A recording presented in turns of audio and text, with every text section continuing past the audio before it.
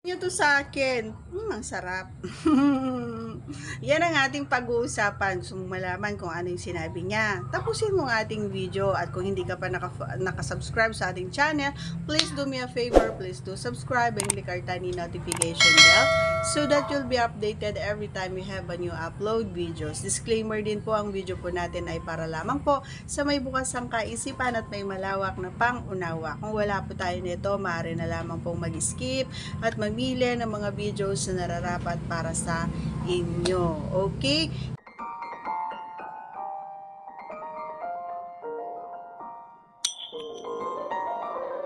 So, ano nga ba yung sinasabi ko mga idol? Every time na nagganon kami ay gusto kong naririnig niya yung mga words na ito.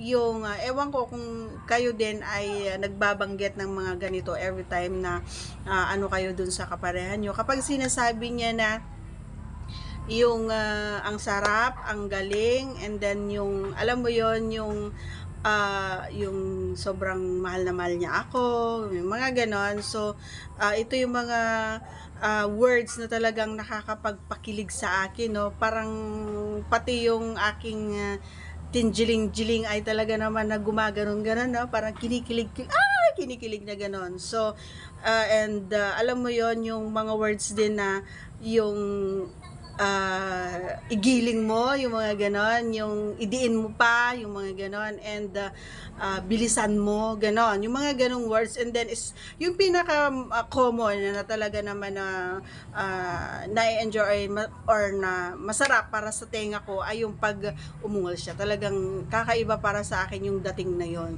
Lalo na kapag narinig ko yung boses niya na yon, yung gumano na siya, ibig sabihin talagang, alam mo yung ramdam na ramdam niya bawat ano mo sa kanya, ano ko sa kanya, ako pala.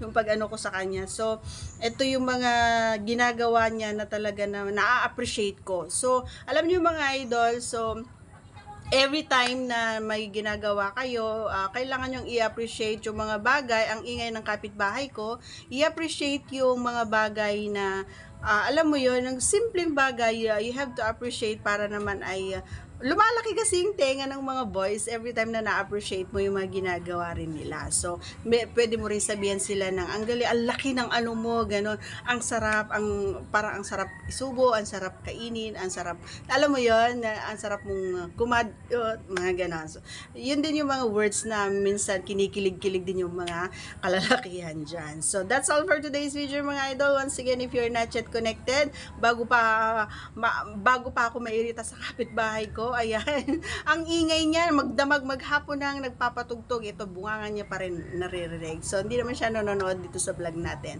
Kaya okay lang. Ayan, so once again, if you're not yet connected, please do subscribe and click our tiny notification bell so that you'll be updated every time we have a new upload videos. Bye mga idol! See you again on our next vlog.